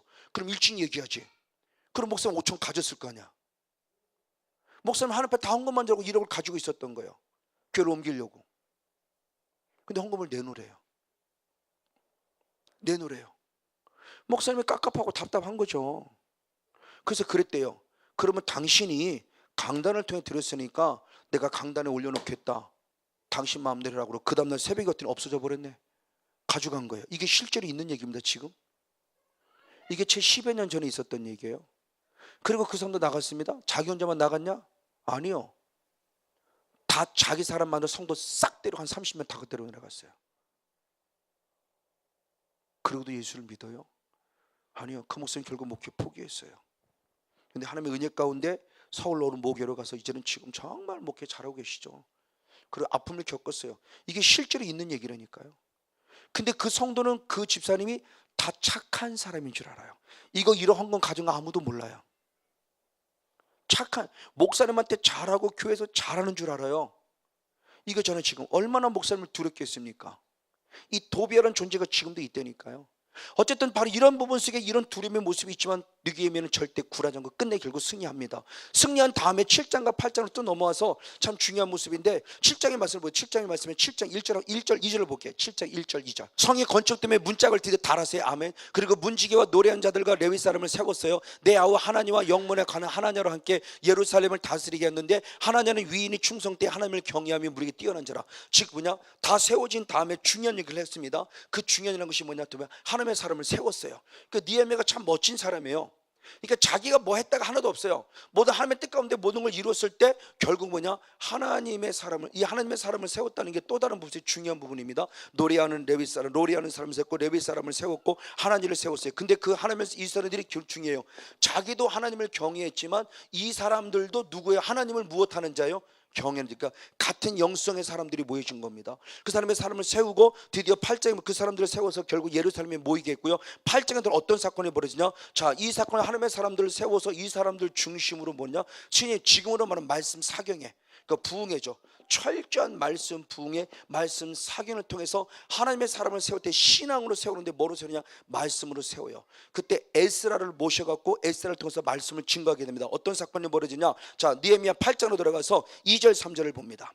1절로부터 3절까지입니다. 1절로부터 느헤미야 8장 1절로부터 시작. 이스라엘 자손이 그 본성에 거하였더니 7월에 이르는 모든 백성이 일제히 수문화 광장에 모여 학사 에스라에게 여호와께서 이스라엘 명하신 모세의 율법책을 가지고 오기를 청하매 7월 1일에 제상 에스라가 율법책을 가지고 남자 여자 무릇 알아들을 만한 회중 중에 이르러 수문화 광장에서 새벽부터 오전까지 남자 여자 무릇 알아들을 만한 자의 앞에서 읽음에 뭇 백성이 그 율법책의 귀를 기울였더라. 아멘. 자, 무엇을 증거해요? 말씀. 말씀을 증거인데 이들이 지금 누구예요? 알아들을 만한 자, 열린 귀가 있는 자. 그러니까 하나님의 말씀이 말을 들어 100명 되면 100명이 선포된다고 100명이 다 듣는 게 아니에요. 다시 말하면 하나님의 아들이 예수님이 복음을 전했는데 예수님이 복음을 전할 때 다 은혜 받았을까요? 아니요. 예수님이 전에도 안티는 있었어요. 바리새인들, 대장들. 하나님의 아들이 예수님이 복음을 전해도 새로운 교훈의 능력을 전해도 안티는 있어요. 사탄의 역사는 반드시 있다니까요. 그러니까 알아들을 만한 자라는 게 너무너무 중요한 부분입니다. 여러분의 귀가 열리고 축복합니다. 알아들을 만한 자가 축복합니다. 이렇게 느헤미야를 통해서 지금 하나님의 사람을 세운 다음에 그들이 예루살렘 모이게 해서 그들을 모여놓은 다음에 말씀을 전할 때 누구에게 지금 말씀이 전해드리냐? 알아들을 만한 자에게, 하나님을 경외하는 알아들을 만한 자에게 지금 복음이 전해지고 있고요. 그 알아들을 만한 자를 통해서 주님이 지금 일하고 계세요. 주님이 다수를 통해 일하지 않습니다. 지키 소수를 통해 일하십니다. 예수는 한 사람 때문에 12제자, 12제자를 70인 제자, 70인 120명의 성도, 120명의 성도를 통해서 땅끝까지 복음이 전해드리는 기회를 만드셨어요. 주님이 다수를 통해 일하지 않으세요. 지금도 남은 자 14만 4천 명을 찾습니다. 지극히 작은 자예요. 내 가정이 끝까지 나라도 믿음 지켜 남아있어야 돼요. 교회에서 나라도 끝까지 믿음 지켜 남아있어야 돼요. 귀가 열려 알아들을 자가 돼야 돼요. 지금 하나님께 주시는 말씀이, 지금 예수님이 주시는 말씀이 어떤 말씀인가를 알아들어야 된다는 겁니다. 이게 지금 이스라엘 마지막 지금 지켜가는 통로예요. 이 알아들을 만한 자 때문에, 이 알아들을 만한 자가 말씀을 놔두고 통곡하고 눈물을 흘립니다. 그러면서 이제는 울지 마라, 지금 즐거운 날이다, 성이다, 기뻐하라고 말씀할 때 이들이 은일 때 더 해주세요 라고 말하며 하나님의 말씀이 선포되며 길어지기 시작했어요. 이게 바로 8장의 말씀이에요. 그리고 시간 되면서 9장에 넘어가고 9절을 못하고 9장에 넘어들 때 그러면 말씀을 알아들은 자의 반응입니다. 말씀만 듣고 귀만 있다면 커지는 게 아니에요. 그럼 어떻게 되느냐? 9장에 들어왔을 때 바로 1절, 2절, 3절 말씀 역시 연이 있습니다. 9장 1절, 2절, 3절 시작. 그달 24일에 이스라엘 자손이 다 모여 금식하며 굵은 배를 입고 티끌을 무릅쓰며 모든 이방 사람과 절규하고 서서 자기의 죄와 열죄 허물을 자복하고 이날에 낮 4분질은 그 처소에 서서 그 하나님 여호와 율법책을 낭독하며 그 하나님 여호와께 경배했다. 아멘. 자, 하나님의 말씀을 들은 자의 모습이 이제 나타난 영적 반응은 뭐냐? 2절 말씀에 자, 범, 죄와 또 누가 범한 죄, 열조가 범한 죄를 지금 무엇했다는 거예요? 철저히 회개했다는 거예요. 지금요. 말씀을 듣고 뭔가 깨달았으면, 율법을 통해 듣고 뭔가 깨달았으면, 그럼 그 전에 말씀을 몰랐냐? 알았지요. 알았는데 로고스로 끝난 거예요. 레마가 되지 않은 거예요. 그러나 알아들을 만한 말씀이 레마가 되기 시작하면서 말씀 안에 새로운 영적 깨달음을 통해서 감사하고 감격하고 눈물 속에 있고, 하나님 말씀 더 전해서 계속 연장해서 더 계속 전해지고 있고, 그 말씀의 열매가 뭐냐? 회개였어요. 결국 자범죄 회개했어요. 아, 우리가 우상숭배 죄 때문에 그런 거였구나. 왜 성벽이 허물어졌지? 왜 성문이 불탔지? 내는 남은 아직도 우상숭배 영 때문에 이 성벽이 허물어졌고 이 성문이 불탔구나. 이게 내 죄 때문이었구나 라고 하면 드디어 철저히 통곡하며 회개하는 모습이 드러났다는 거예요. 이게 말씀의 유익입니다. 지금 율법의 말씀이 들려주고 있어요. 그 말씀을 때 내 죄가 무엇인지 발견한 거예요. 아, 이거였구나. 하여튼 내 안에 남은 이 찌꺼기들, 회개한 줄 알았더니 아직도 처리되는 이 죄성들. 죄는 예수의 피로 해결이 되는 남아있는 죄성이 있어요. 죄성. 그래서 이 죄성에 대한 처리의 모습이 이미 속죄제라는 제사법부터 있었다고 말씀드리며, 출애굽기 29장 14절 18절 등 수없이 말씀을 드렸죠. 저는 구약시대 예수 피로만 끝나는 줄 알아서, 아니요, 피가 있으면 반드시 불로 태워 없앨 게 있었다고요. 근데 우리는 그걸 못 봤어요. 그래야 완벽한 속죄제였어요. 근데 피로만 끝났어요. 피로 13절로 14절은 불로 태워라는 거예요. 그래야 속죄죄니라 그랬어요. 근데 우리는 그동안 피만 있으면 다 되는 줄 알았어요. 아니요, 피가 있어서 죄 용서받았으면 그 찌꺼기 똥덩어리를 불로 태워버리라요. 그게 사라프의 불이에요. 사라프. 카타르의 불과 사라프의 불인데 사라프의 불을 태워버려야 돼요. 그래서 바울은 그 말씀을 자기 자신에 적용시킬 때 빌립보서 3장 7절 8절의 말씀에 자기 자신의 모습을 가지죠. 여호와를 아는 지식을 안 위해 자기가 가진 모든 것들을 무엇으로 여겼다? 배설물로 여겨 버렸다는 거예요. 근데 우리는 지금 그걸 오히려 끌어당기잖아요. 그래도 박사모를 써야지. 강단에서 그런데 웬 박사모를 쓰고 웬 박사 가운을 입어요? 세마포를 입어야죠. 세마포는 안 입고 그거 입으면 목사가 되는 겁니까? 왜 세상 따라가냐고요? 바울은 세상 것 가지고 있다가 여호와를 아는 지식, 예수를 아는 거룩한 지식 때문에, 거룩한 일 때문에 내 가진 모든 걸 배설물로 여기고 싹 버렸다고 말하고 오직 여호와만, 오직 예수님만 자랑 삼는다고 그러는데, 왜 그런 예수만 사라져버리고 세상 것입니까? 왜 세상 것 붙잡고 왜 그게 좋다고 그래요? 그럼 내 삶은 지금 거꾸로 가고 있는 거잖아요. 예수의 삶이 아니고 바울의 삶이 아니잖아요. 왜 부흥되길 원합니까? 정말 교회가 부흥되길 진심으로 축복하는데 왜 부흥되길 원하세요? 노예 가서 내가 이만큼 먹겠다고 자랑하고 싶으세요? 그럼 아웃이죠. 하나님의 원하시는 목적이 아니잖아요. 나는 성전을 짓는다는 거룩한 목적을 가진 느헤미야예요. 그래야 흔들리지 않아요. 하나님 신 거룩한 꿈과 목적과 비전이 확실히 흔들리지 않아요. 그 목적과 비전이 없으면 중간에 가다 이건가 싶어서 흔들린단 말이에요. 확실해야 돼요. 날마다 구원받는 자가 더해가서 하나님 나라를 이루고 구원하는 영혼들의 모습이 하나님 나라를 확정시키기 위함인데, 교회가 부흥하는 목적이 뭐냐는 거죠. 그럼 어떤 사람은 10명을 맡겼어요. 어떤 사람은 20명, 어떤 사람은 100명, 어떤 사람은 1000명. 내게 맡겨진 것만큼의 감사하다는 겁니다. 그리고 최선을 다하자는 거예요. 그 사명 감당하지 못하면 1000명 맡겨줬어도 결국 한 달란트 가진 자예요.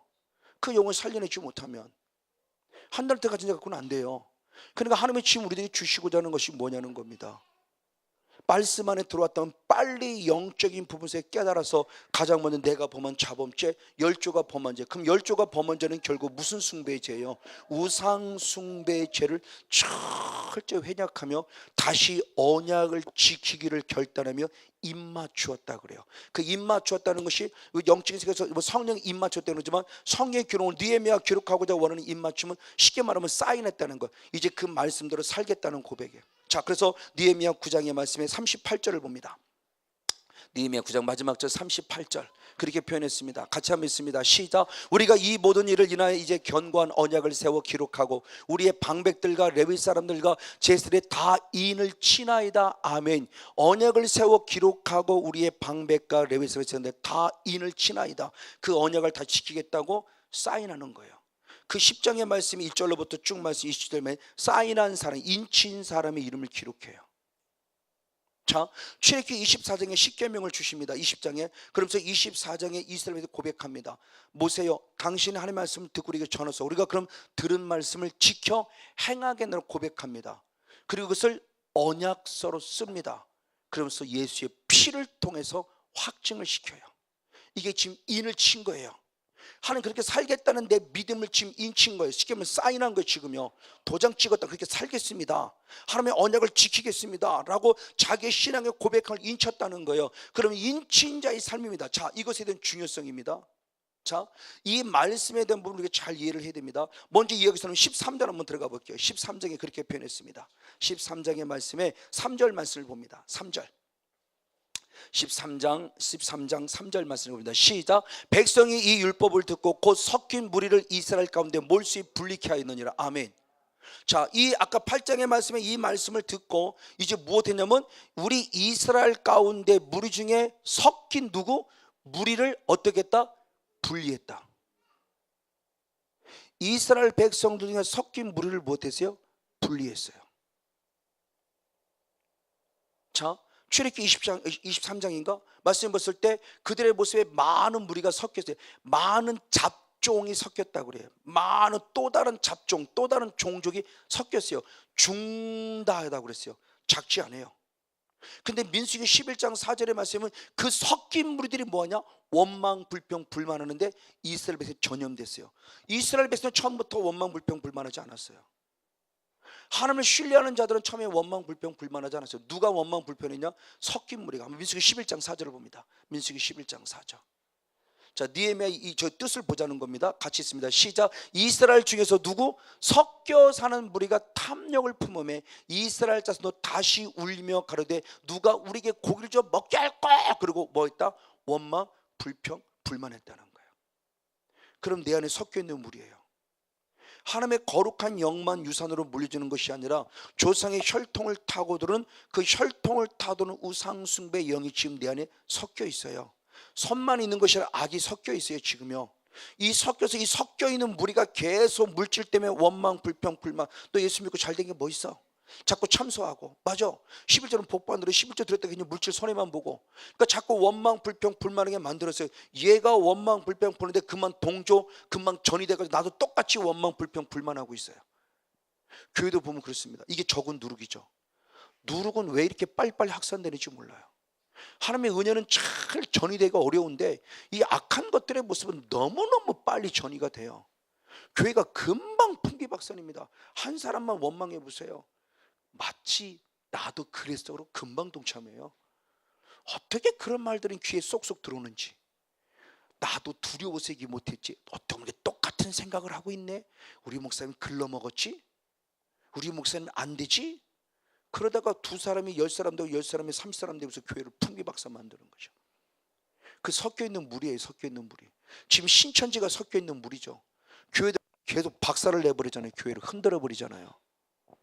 한 성도 흔들어가 두 성도가 옆 사람 되고 또 옆 사람 되고 계속 지금 신천지가 저와 여러분의 가정을 흔들고 교회를 흔들듯이 내 안에 영적인 부분 속에 내 안에 섞여 있는 무리가 지금 그 짓하고 있다는 거예요.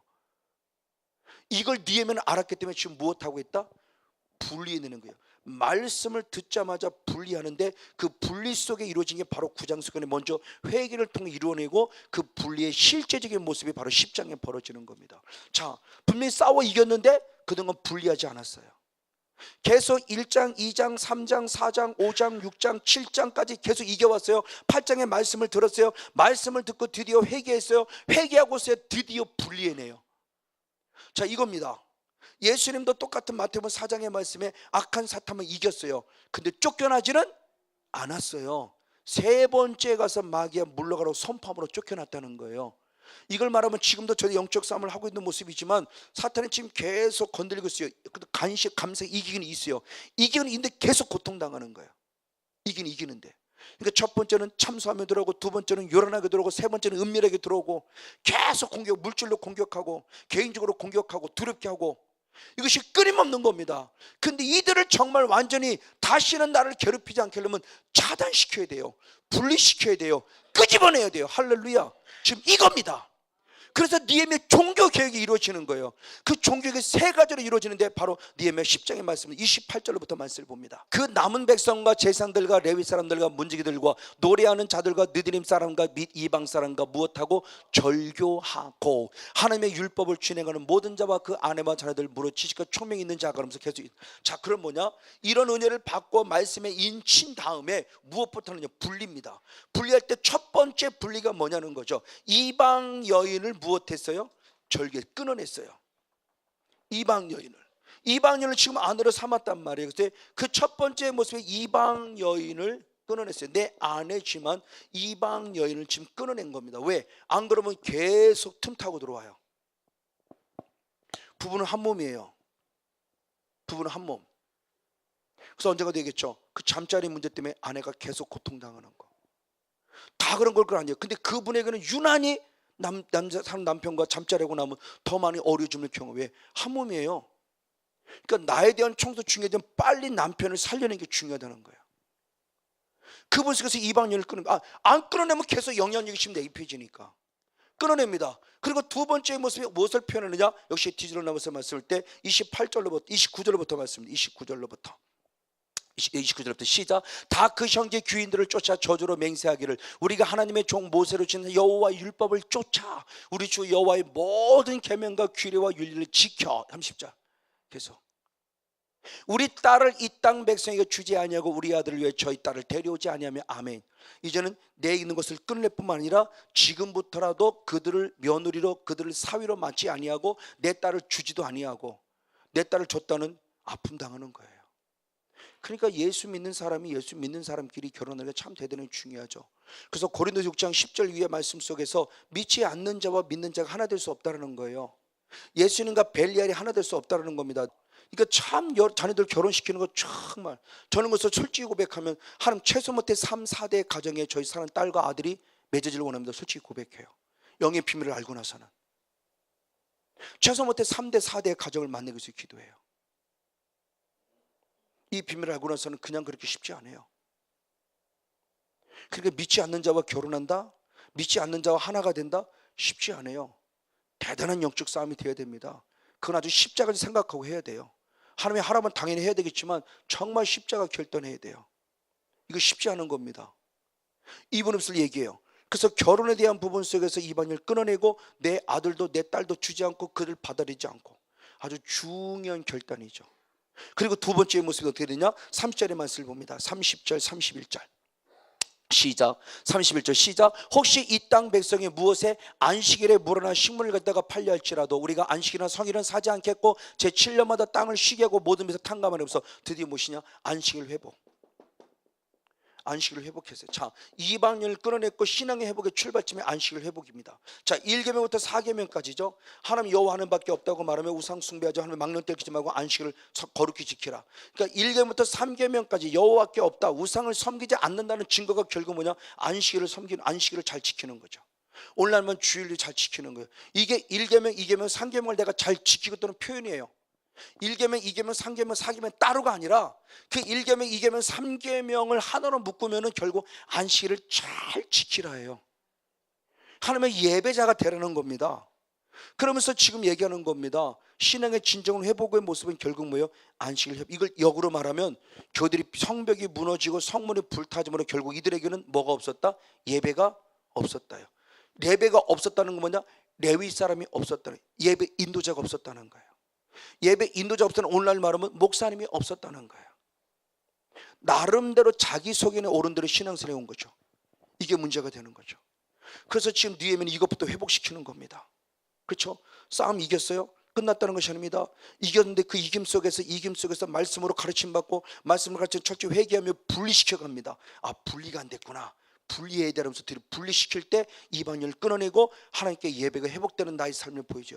그리고 난 다음에 그 다음의 모습이 결국 32절로부터 마지막 39절까지 말씀입니다. 32절을 읽고 39절 읽겠습니다. 시간이 길기 때문에 한번 32절 39절 같이 한번 읽습니다. 32절 먼저 읽고 39절 시작. 우리가 또 스스로 규례를 정하기를 해마다 각기 세겔의 3분의 1을 수납하여 하나님의 전례를 쓰게 하시되 곧 이스라엘 자손과 레위 자손의 거제로 드린 바 곡식과 새 포도주와 기름을 가져다가 성 성수의 기명을 두는 골방, 곧 섬기는 제사장들과 및 문지기들과 노래하는 자들이 있는 골방에 둘 것이라. 그래야 우리가 우리 하나님의 전을 버리지 아니하리라.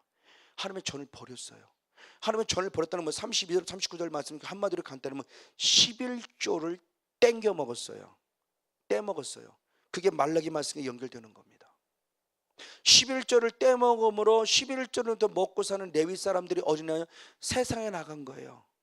그러니까 왜 돈 벌어야 되니까, 먹고 살아. 나도 처자식인데 먹고 살아야 되니까. 그러니까 하면 예배할 자가 없는 거고 예배 인도자가 없는 거니까 결국 예배가 취소가 되고 안식일이 엉망이 된 거죠. 그래서 결국은 11조가 회복되라는 거예요. 하나님의 전을 버리지 않았다는 의미로 11조가 회복되라는 겁니다. 근데 놀랍게 히스기 왕도 똑같아요. 히스기 왕도 종교 개혁을 일으킬 때 세 가지가 똑같아요. 느헤미야가 종교 개혁을 일으킨 거나 히스기 왕이 종교 개혁을 일으킨 건 똑같아요. 그래서 역대하 29장의 말씀에 가장 먼저 우상 숭배, 성전을 깨끗이 청소합니다. 이방인을 끊어내는 거, 성전 청소, 우상을 타파해버려요. 그리고 30장에 들어가서 6월절 회복, 안식일의 회복이 이루어져요. 그리고 31장에 들어서 11조 회복이 됩니다. 그러니까 우리들이 신앙을 지금 보자는 거예요. 확실히 나에게는 아직도 영적인 여인, 영적인 이방인, 다시 말하면 우상의 흔적들이 남아있지 않느냐, 이거 빨리 분리시키고 끊어내야 돼요. 그리고 나는 정말 예배 성공자가 돼 하나님과 인격적으로 만나고 있느냐, 안식을 거룩히 지키느냐, 안 되면 빨리 예배 회복이 돼야 돼요. 그리고 세 번째 모습에 하나님의 것을 내가 하나님께 인정을 하나님께 드리고 있냐는 거죠. 11조 회복입니다. 하나님의 전을 버리지 않았다는 증거예요. 하나님의 전을 버리지 않았다는 증거. 교회를 회복시켜요. 그 하나님의 전을 버리다가 결국 하나님의 사람을 세워가는 거예요. 레위 사람을 세워가는 겁니다. 노래하는 사람을 세워가는 겁니다. 주의 종을 세워가는 겁니다. 이게 하나님께서 지금 원하시는 느헤미야를 통해 종교 개혁이 일으키지는 겁니다. 이 철저한 싸움을 싸워가요. 그래서 다 된 줄 알았어요. 아니요. 13절에 들어가니까 놀라운 일이 벌어집니다. 그러니까 악한 사탄 마귀는 어떻게 벌이냐, 자, 많은 분의 모습을 했는데 하여튼 뒤로 13절에 보면서 13절 4절로부터 말씀해보세요. 13절 4절 13장 4절 느헤미야 13장 4절 같이 봅니다. 시작. 이전에 우리 하나님의 전 골방을 맡은 제사장 엘리야십이 도비야와 연락이 있었다. 자, 몰수입 분리하기, 이 전을 3절에 몰수입 분리하는데 그 전을 얘기합니다. 그 전의 모습이에요. 아주 분리하기 전의 모습이 어떤 일이 있었느냐, 결국 분리할 수밖에 없는 이유를 때 도비야라는 존재예요. 자, 산발랏은 아까 처음에 했듯이 지금 사마리아의 최고 리더예요. 최고, 온라인 우리나라 말하면 시장과 같은 사람이에요. 도비야는 그 시장의 지금 누구예요? 종이에요. 종인데 이 종인 도비야가 지금 산발랏보다 훨씬 우월한 위치에 올라서 있어요. 그러면서 하나님의 사람 제사장들과 어우러지고 있고 가족관계를 맺고 있고 동맹관계를 맺고 있고 재성이 완전히 흠뻑 빠져 있습니다. 그래서 엘리야십이 이 도비야에게 다 내줘요. 하나님의 저장, 하나님의 예물이 모이는 줄을 다 내줘버려요. 그래서 결국은 거기는 모든 걸 다 빼냅니다. 다 빼내는 건 뭐냐, 하나님의 교회를 세우지 못했다는 것이고 하나님의 사람을 세우지 않았다는 것이고 결국 하나님의 집의 모습에 쓰임받을 안식을 회복되지 못하게 만들었던 거, 예배를 폐쇄하게 만드는 거고. 왜? 11조를 드려야 레위 사람이 들어와서 하나님이 일을 하면서 감당하는데 그 일을 감당하지 못하고 처자식 먹을 사람 나가 일하는 바람에 레위 사람이 없어지는 거죠. 물질이 없으니까. 레위 사람이 없으니 예배를 인도할 사람이 없어요. 안식일은 깨진 거예요. 이걸 느헤미야가 아는 겁니다. 다시 말하면 내 안에 지금 그게 있어요. 도비야. 이 도비야라는 영성이 있어가지고 자꾸 예배를 방해해요. 11조를 방해해요. 하나님께 드림을 방해해요. 그리고 내가 죽고 내 가족을 죽이는 건 이거 지금 몰라요. 정말 우리 신앙을 잘해야 돼요. 근데 느헤미야는 어쨌든 마지막까지 자신의 최선을 다할 때 이 세 가지 종교 개혁을 일으켜요. 그래서 결국 도비야를 어떻게 하느냐, 다시 본문 돌아서 중요한 말씀합니다. 뒤로 쭉 넘어서 28절을 본다. 느헤미야 13장 28절. 느헤미야 13장 28절. 같이 한번 읽겠습니다. 시작. 대제사장 엘리야십의 손자 요야다의 아들 호나가 호론 사람 산발랏 사이가 되었으므로 내가 쫓아내어 나를 무엇하겠다? 떠나게 했느니라. 아멘. 드디어 완벽하게 떠나게 하는 모습이 기록돼요. 그래서 13장 1절부터 13절로 뭐다, 그 10절 이후로부터 세 가지에 대한 물 얘기할 때 14절에 나를 기억하옵소서, 내가 하나님의 전과 그 모든 직무를 위하여 나 행한 선한 일을 도말하지 마옵소서 기억해달라고 그러고, 22절의 말씀에도 내가 또 레위 사람들을 명하여 몸을 건결케 하고 와서 성문을 지켜서 안식일로 거룩하게 하였느니라. 나의 하나님이여 나를 위하여 이 일도 기억하옵소서로 기억해달라고 그러고, 그리고 결국 그 모든 딸들을 이방 여인을 끊어내므로 말미암아 역시 나를 기억해달라고 하는 주의 축복을 구하는 모습이 느헤미야의 당당한 기도예요. 근데 그것이 결국 마지막 끊어냈어요. 산발랏을 끊어내고 도비아를 끊어내고, 근데 그것이 지금 내 혈통이란 관계를 타고 들어와요. 사이예요. 혈통이란 관계를 타고 들어와요. 지금요. 지금 저와 이번에 삶 속에도 혈통이란 관계를 타고 들어와서 저와 이번에 삶을 망가뜨리고 있어요. 교회를 망가뜨리고 가정을 망가뜨려요. 여러분을 분별하길 원합니다. 지금 끊어내야 돼요. 지금 내가 끊어내야 돼요. 지금 우리가 끊어내야 됩니다. 느헤미야 백성이 결국 끊어냈어요. 그래서 결국 느헤미야는 승리를 해요. 근데 결국은 다시 또 원위치로 돌아가서 마지막 주님이 침묵하게 되는 안타까움이 있죠. 이걸 하게 했는데 그들이 계속 따르지 못하죠. 이게 안타까움이지만 어쨌든 우리가 할 모습이에요.